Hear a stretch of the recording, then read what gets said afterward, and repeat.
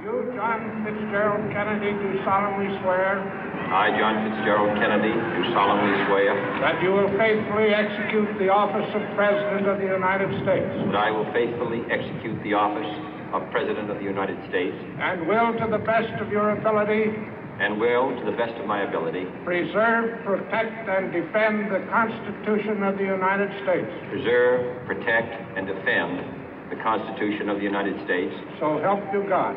So help me God.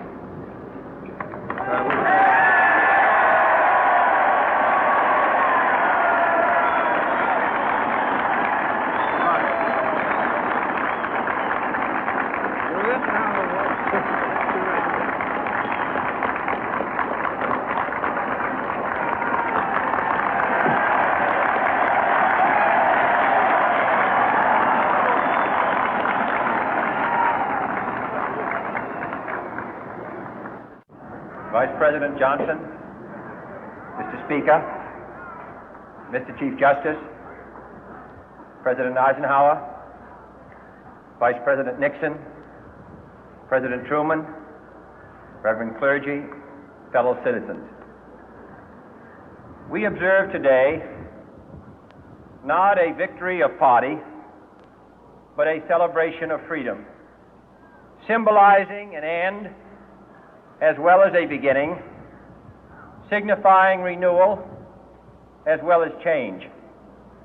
For I have sworn before you and Almighty God the same solemn oath our forebears prescribed nearly a century and 3/4 ago.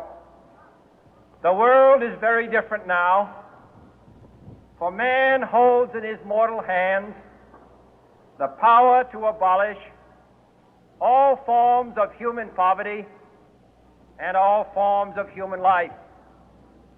And yet the same revolutionary beliefs for which our forebears fought are still at issue around the globe. The belief that the rights of man come not from the generosity of the state, but from the hand of God. We dare not forget today that we are the heirs of that first revolution. Let the word go forth from this time and place to friend and foe alike that the torch has been passed to a new generation of Americans born in this century, tempered by war, disciplined by a hard and bitter peace, proud of our ancient heritage, and unwilling to witness or permit the slow undoing of those human rights to which this nation has always been committed and to which we are committed today at home and around the world.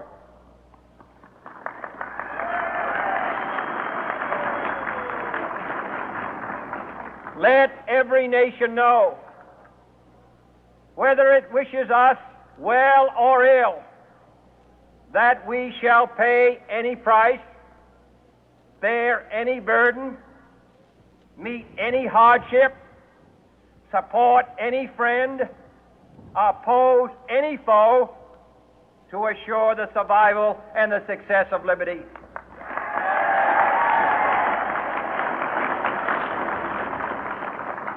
This much we pledge and more. To those old allies whose cultural and spiritual origins we share, we pledge the loyalty of faithful friends. United, there is little we cannot do in a host of cooperative ventures. Divided, there is little we can do, for we dare not meet a powerful challenge at odds and split asunder. To those new states whom we welcome to the ranks of the free, we pledge our word that one form of colonial control shall not have passed away, merely to be replaced by a far more iron tyranny. We shall not always expect to find them supporting our view, but we shall always hope to find them strongly supporting their own freedom, and to remember that in the past, those who foolishly sought power by riding the back of the tiger ended up inside.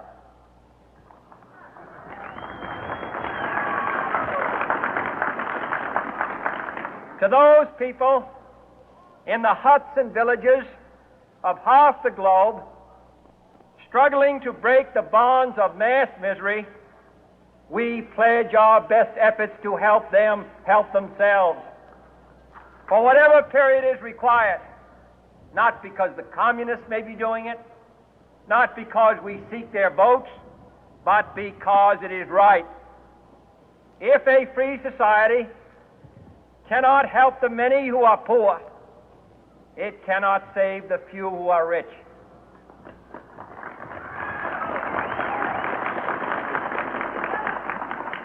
To our sister republics south of our border, we offer a special pledge to convert our good words into good deeds, in a new alliance for progress, to assist free men and free governments in casting off the chains of poverty.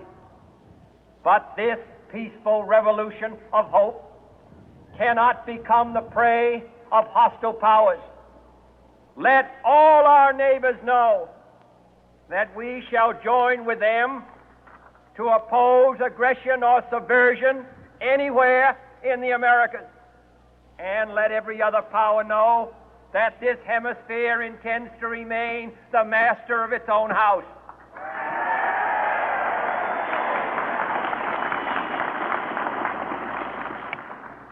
To that World Assembly of Sovereign States, the United Nations, our last best hope, in an age where the instruments of war have far outpaced the instruments of peace, we renew our pledge of support to prevent it from becoming merely a forum for invective, to strengthen its shield of the new and the weak, and to enlarge the area in which its writ may run.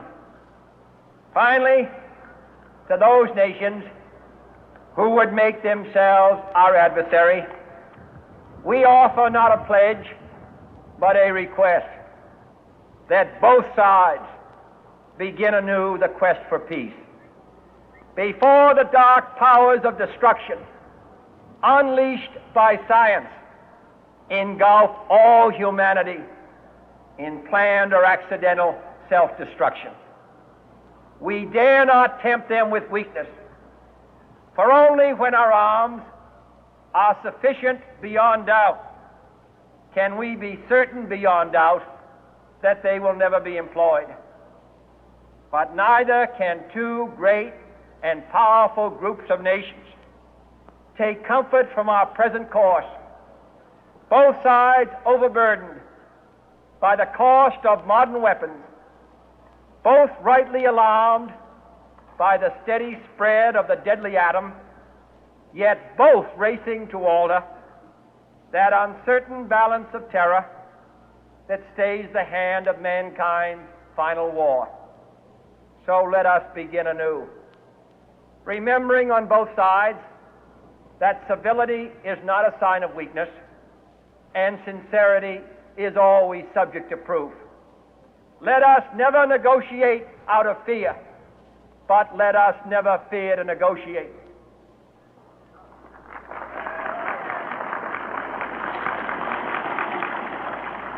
Let both sides explore what problems unite us, instead of belaboring those problems which divide us.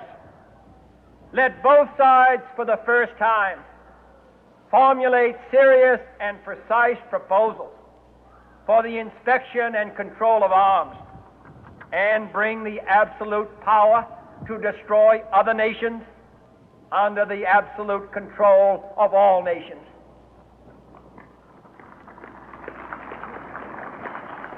Let both sides seek to invoke the wonders of science instead of its terrors. Together, let us explore the stars, conquer the deserts, eradicate disease, tap the ocean depth, and encourage the arts and commerce.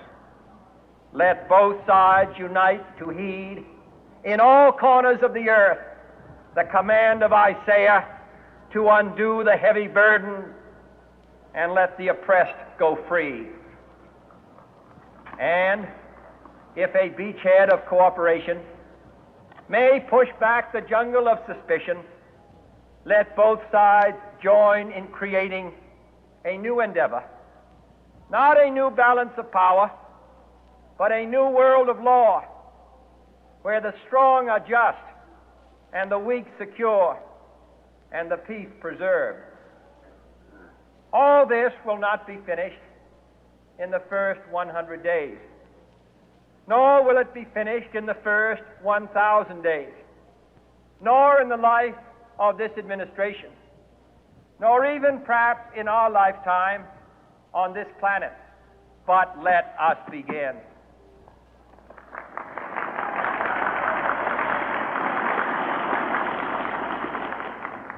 In your hands, my fellow citizens, more than mine, will rest the final success or failure of our course. Since this country was founded, each generation of Americans has been summoned to give testimony to its national loyalty. The graves of young Americans who answered the call to service surround the globe. Now the trumpet summons us again, not as a call to bear arms, though arms we need, not as a call to battle, though in battle we are, but a call to bear the burden of a long twilight struggle, year in and year out, rejoicing in hope, patient in tribulation, a struggle against the common enemies of man, tyranny, poverty, disease, and war itself. Can we forge against these enemies a grand and global alliance,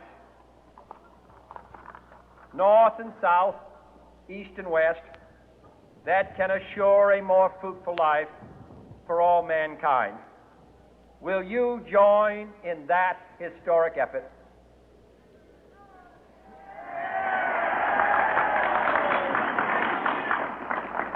In the long history of the world, only a few generations have been granted the role of defending freedom in its hour of maximum danger. I do not shrink from this responsibility. I welcome it.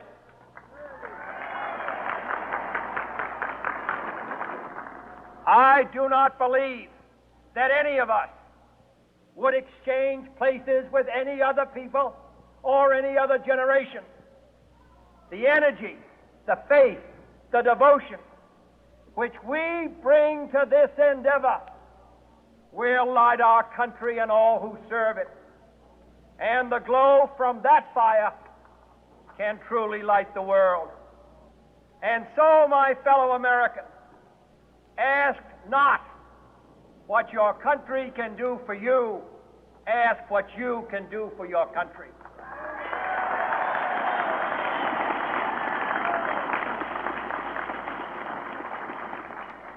My fellow citizens of the world, ask not what America will do for you, but what together we can do for the freedom of man.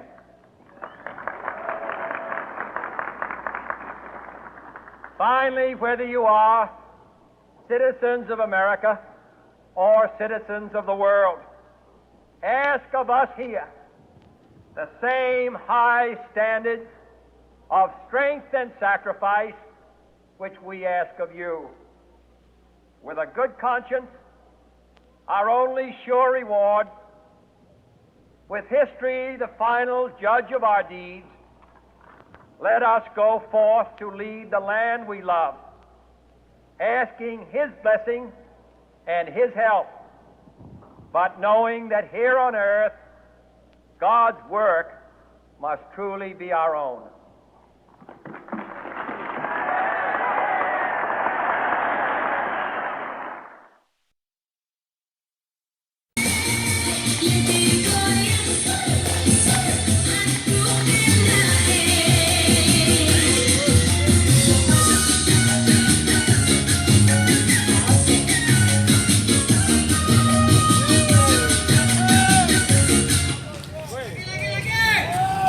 Mengingat lagunya masih panjang.